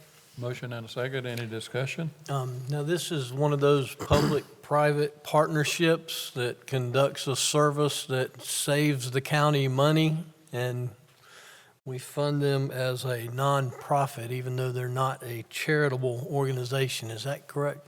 I believe so, sir. Yeah. Okay. Any further? Motion, All in favor? all in favor of the motion. We have a motion. All in favor of the motion signify by saying aye. Aye. All opposed? Motion carries. Thank you, sir.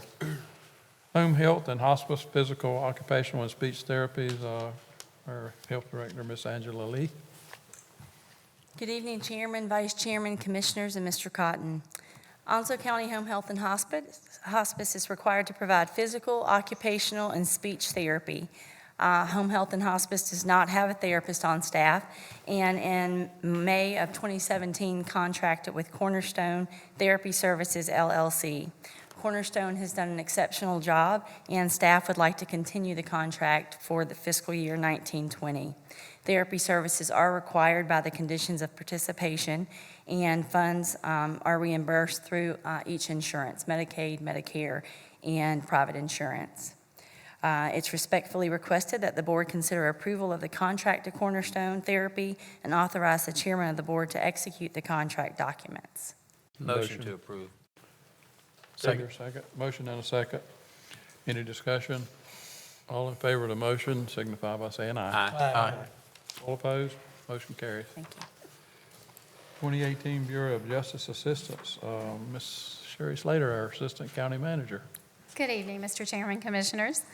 This evening I have before you a grant ordinance as well as a contract on that ordinance. Later in 2018, the board accepted a grant from the Bureau of Justice Assistance for the Mental Health Collaborative Program.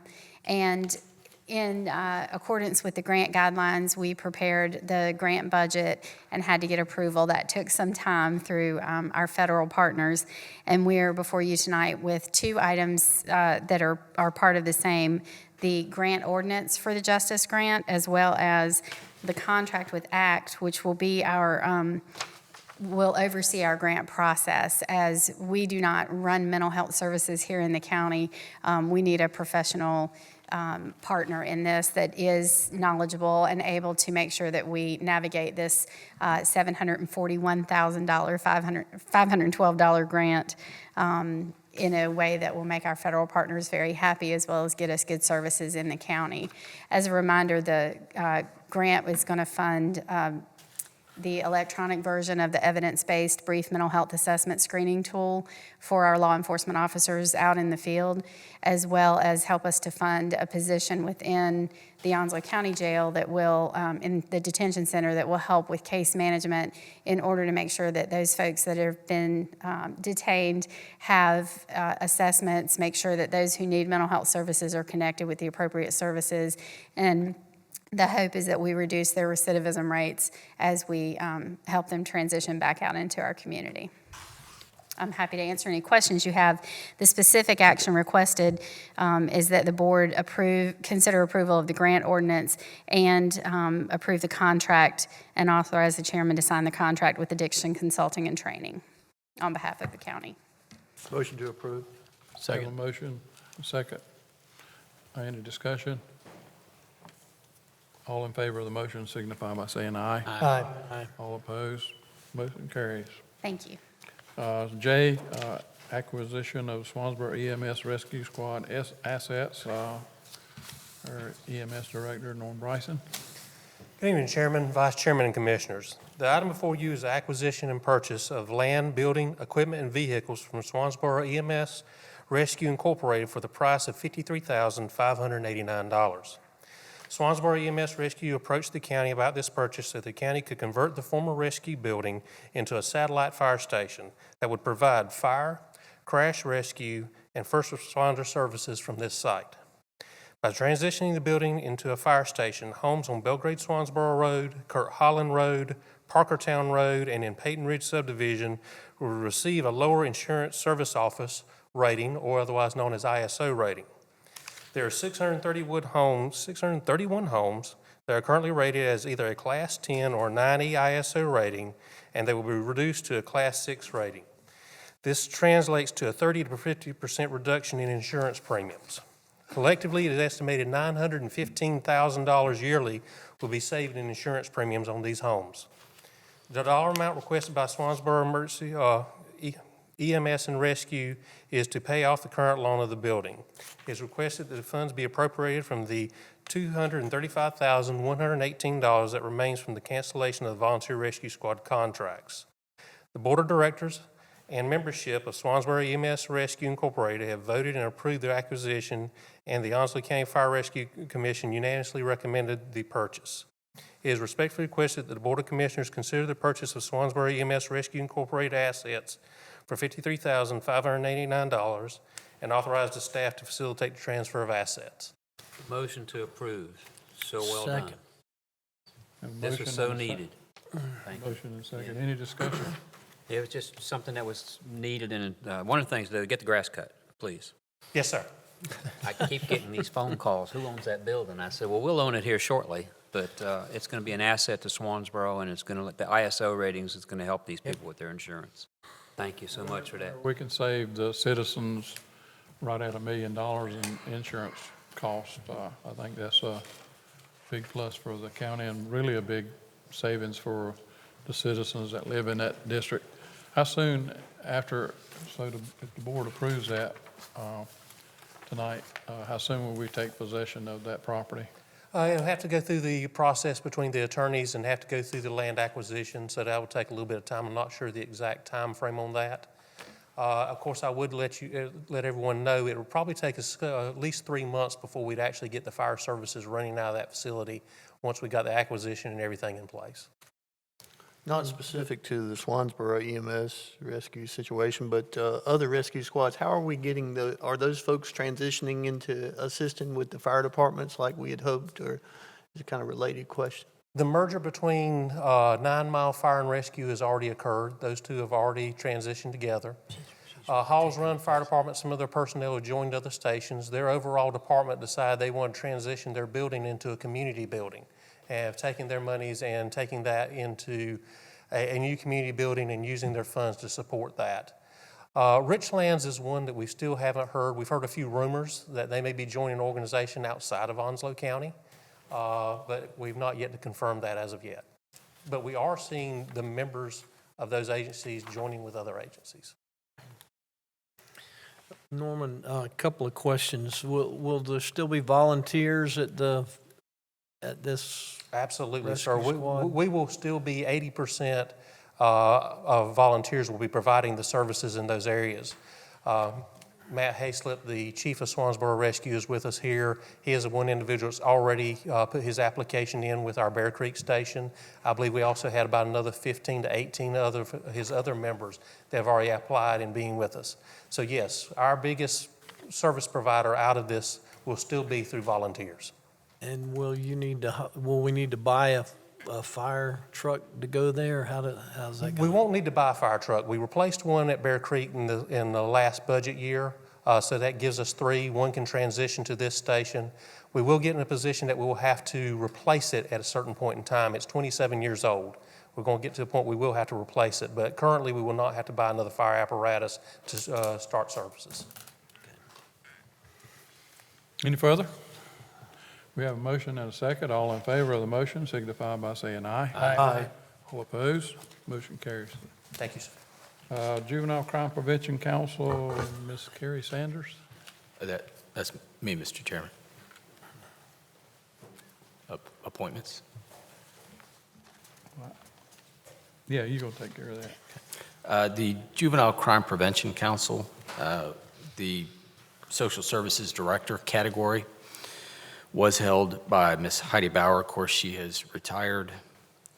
We're respectfully requesting that the commissioners consider the appointment of Ms. Carrie Sanders to serve in the Social Services category, since she is our new Social Services Director, for a remaining 2-year term expiring June 30th of 2020. The application is on file and has been certified by the clerk's office. Motion to approve. Second. Any discussion? All in favor signify by saying aye. Aye. Jacksonville Sports Commission, Mr. Cotton. Thank you, Mr. Chairman. During the January meeting, during January, the Sports Commission advertised for nominations to serve on their board of directors and advisory boards. They received, no nominations were received. After their careful consideration, the Jacksonville Onslow Sports Commission Board of Directors has nominated by a unanimous vote at their March 28th, 2019 meeting, the incumbent, Ms. Jackie Barton, and Mr. Jerry March, to replace Ms. April Clark, whose term will expire June 30th of 2019. It is, the applications are on file, have been certified by the clerk's office. It is respectfully requested that the commissioners consider the appointment of Ms. Jackie Barton for seat L, as in Lima, for a term to expire on June 30, 2022, and Mr. Jerry March for seat K, as in Kilo, for a term to begin on June 30, 2019, and expire on June 30, 2022. Motion to approve. Second. A motion and a second. Any discussion? All in favor of the motion signify by saying aye. Aye. Motion carries. Alcohol Beverage Control Board appointments. Thank you, Mr. Chairman. Commissioners, Ms. Carol McIntyre and Ms. Cynthia Wan's terms will expire on June 30 of 2019. They have expressed an interest in continuing to serve on the ABC Control Board, and they have provided citizen participation applications for their reappointment, In addition, Mr. James Michael Capps has also expressed an interest in serving and has provided a citizen participation application.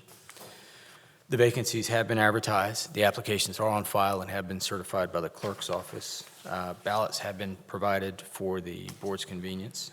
In addition, the Board of Commissioners is responsible for the appointment of the chairman of the ABC Board, and that is an annual appointment.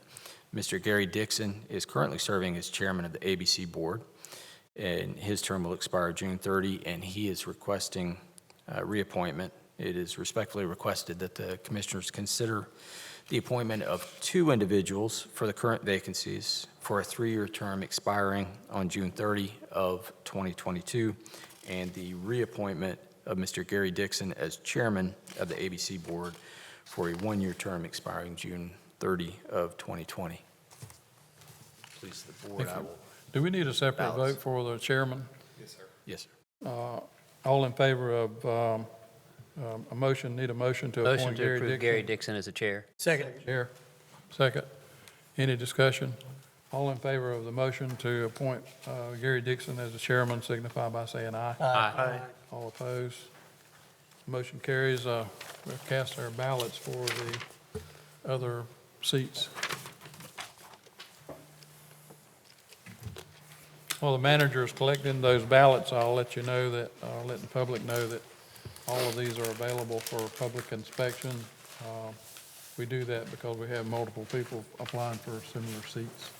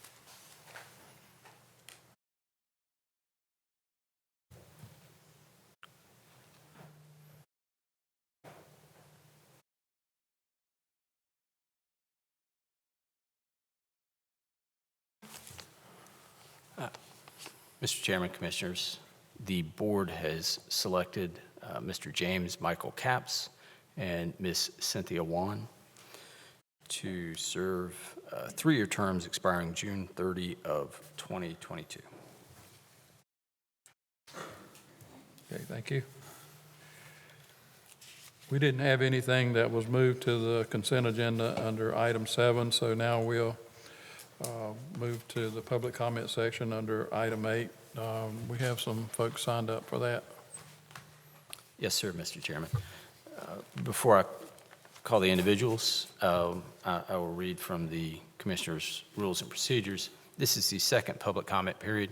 In accordance with the board's adopted rules of procedure, commissioners shall reserve responses, if any, for the commissioner comment period on the agenda. Comments may be on any issue upon which the Board of Commissioners has control. During the second public comment period, citizens can address the board for up to 5 minutes each. The first person is Thomas Best of 226 Silver Creek Loop, Sneeds Ferry.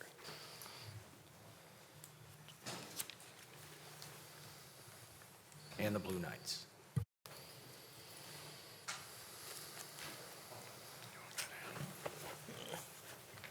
Evening, Mr. Chairman and Mr. Vice Chairman and Commissioners. We had our 10th anniversary run of the Gene Bam Bam Run this Saturday. And with all our support here and the sheriff's support, we'd like to turn over this check for $1,160 to go towards the Memorial Fund. Thank you so much.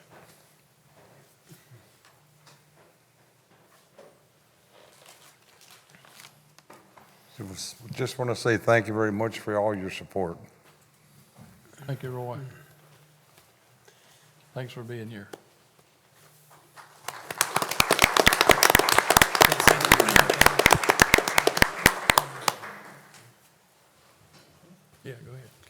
Hey, I just wanted to say to the Blue Knights, to Tim, to all you guys out there, it's been an honor riding with you guys. These are law enforcement officials. I rode with the club.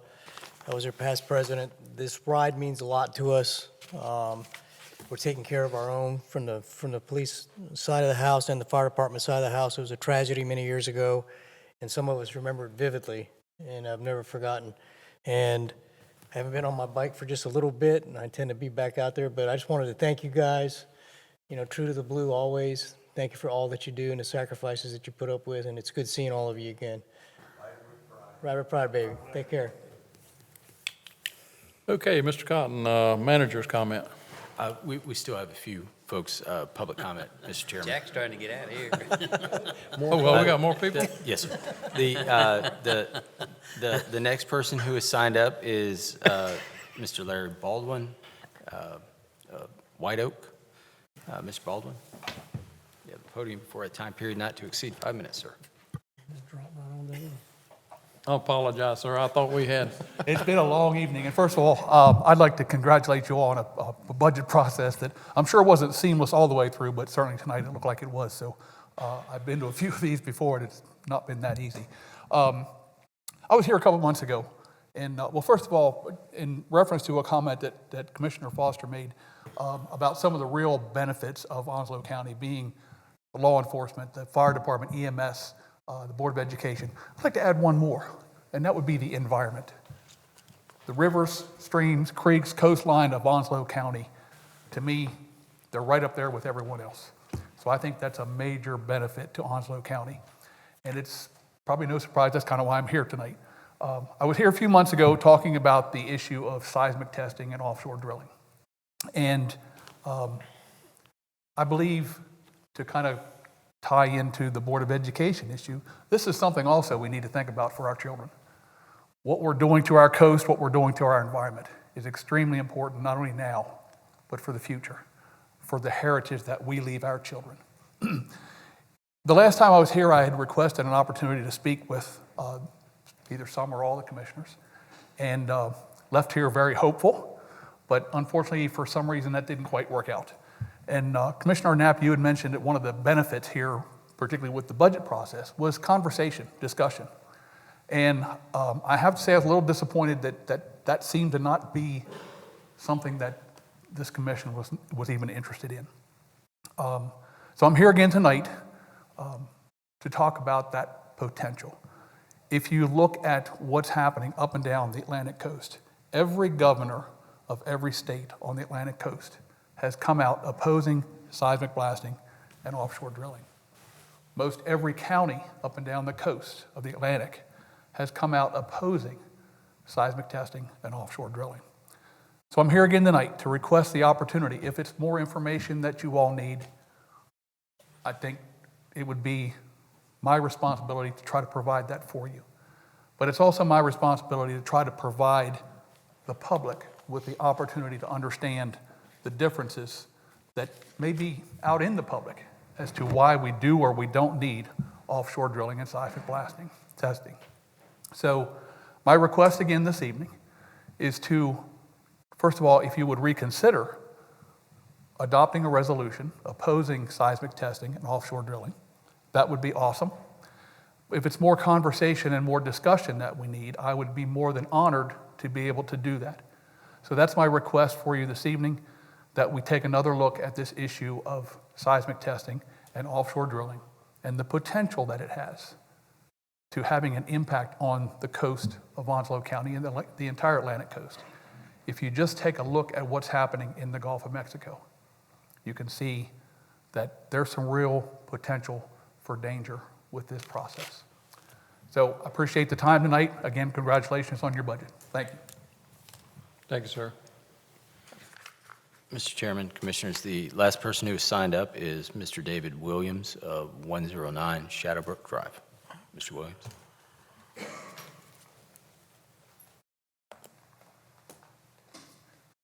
Oh, should have sat closer. Long walk.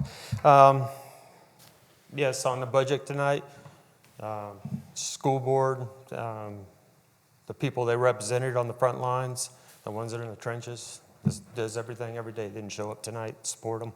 So based on that, I think you made the right decision. So, but hopefully it doesn't come back and get us later. But let's see. On taxes, we talked about taxes last time. In 1734, when Onslow County came in, I wonder how much federal dollars came into Onslow County. Not much, like probably back then. And Onslow County didn't grow a whole lot until the 40s when the Marine Corps base came in. Now, if the Marine Corps base didn't come in, it may have been something else today. But it did, and we are what we are today. And Onslow County is basically supported by taxes. Every citizen across this country that pays a federal tax, some of that money comes into Onslow County every single day. The Marine gets paid, he comes out, he goes in Walmart, he buys something. And there's your sales tax. And the majority of it is. And I wonder where we would be today without it. And I wonder where it kept me employed for 35 years in the business I do. And I've done very well by it. And I wonder where your careers would have been if it weren't for taxes. A lot of law enforcement, education, good careers. Don't get paid a lot, I guess, but you stuck it out and you did well by it.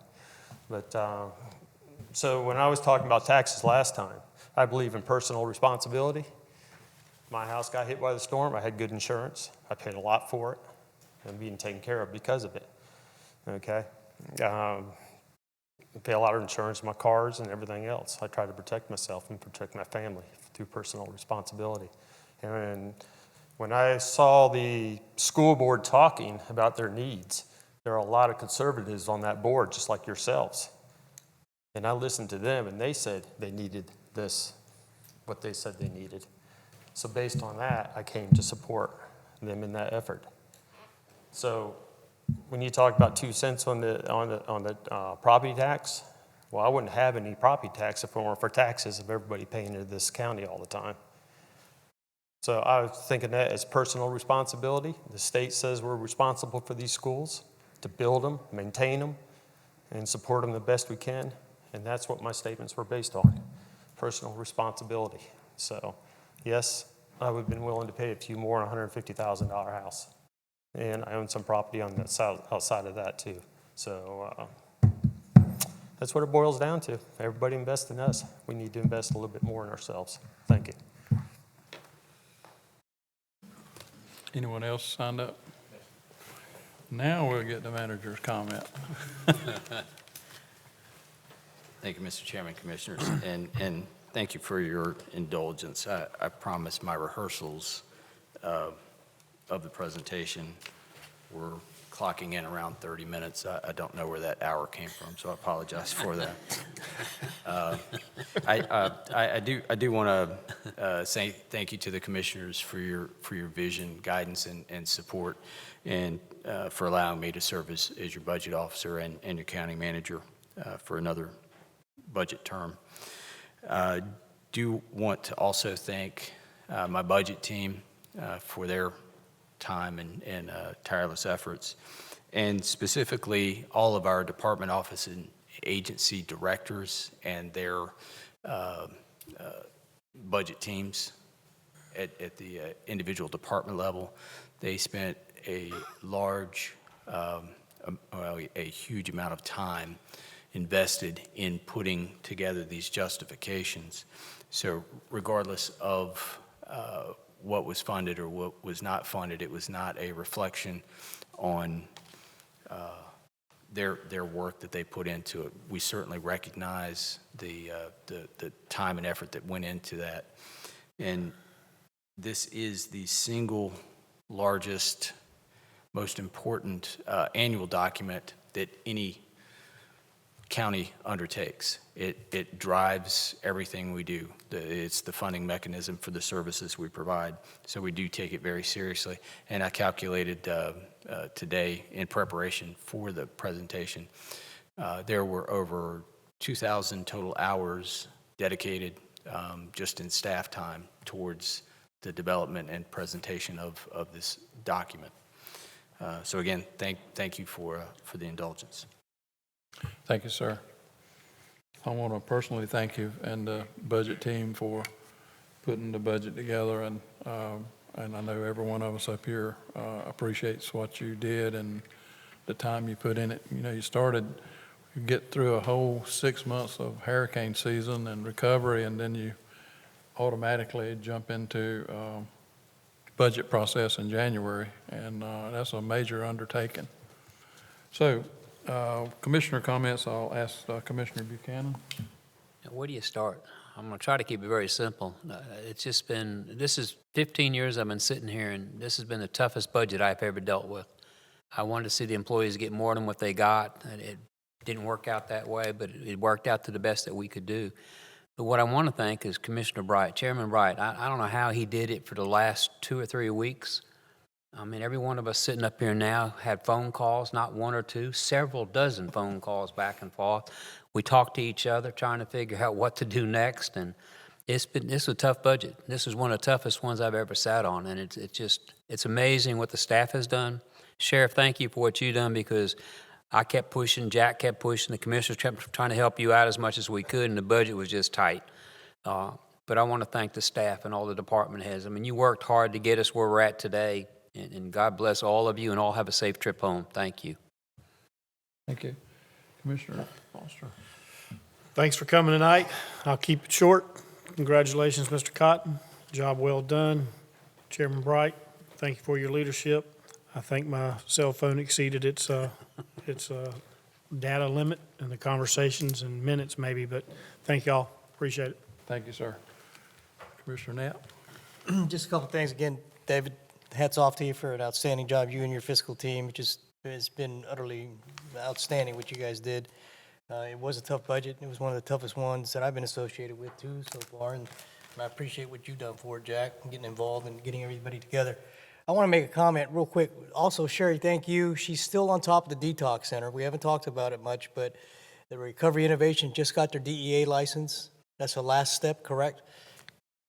They got their DHHS license. Okay, so that's the last step, and hopefully we'll be up and running here very shortly. And that's a long project, and I'm very happy to see it come to fruition.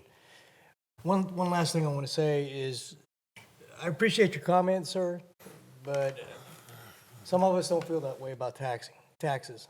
And I just want to make a comment to that, because I have a personal responsibility to my family and my citizens to pay my taxes that are levied on me on time.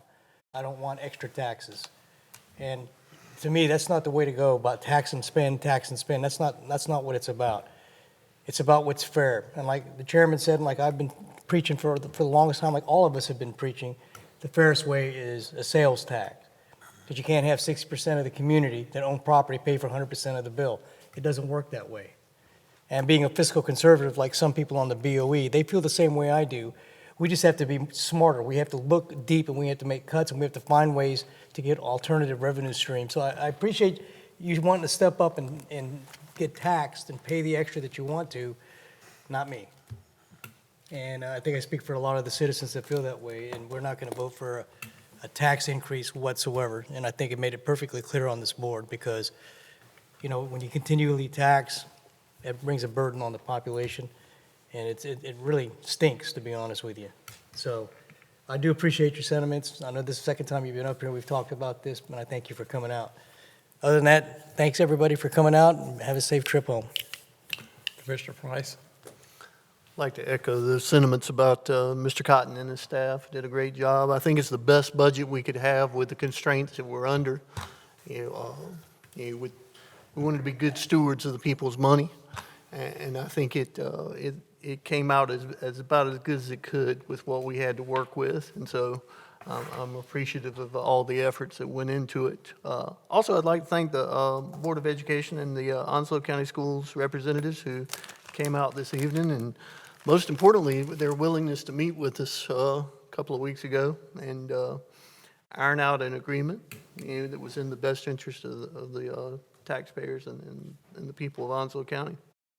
Also, I'd like to thank the Onslow County Republican Women's Club for sponsoring a forum last week with Ms. Joan Perry and Representative Greg Murphy, who are candidates for the 3rd District Congress for the 3rd Congressional District. And of course, early voting begins Wednesday, and the actual runoff is, election day is July the 9th. So keep that in mind. And also congratulations to seniors and their families. As I'm seeing all these pictures on Facebook of all the happy gatherings of all the families and those who are celebrating high school and college graduations and next steps. And so good luck to them and have a good evening. Thank you. Commissioner Shanahan. So I won't repeat anything that's already been said, but Judge William Cameron is a judge on the district court bench covering Onslow County, Duplin County, Sampson, and Jones counties, and he's going to be retiring at the end of this month after 25 years of service to our community. I've been fortunate enough to practice law in front of Judge Cameron for a sliver of his time on the bench, and I can tell you without reservation that he's the kind of judge that we all want serving us. Most people, their experience with the courthouse is often brief and sporadic. As an attorney, I get to go and see judges on their good days and on their bad days. And you'll be surprised to know that judges do have good days sometime.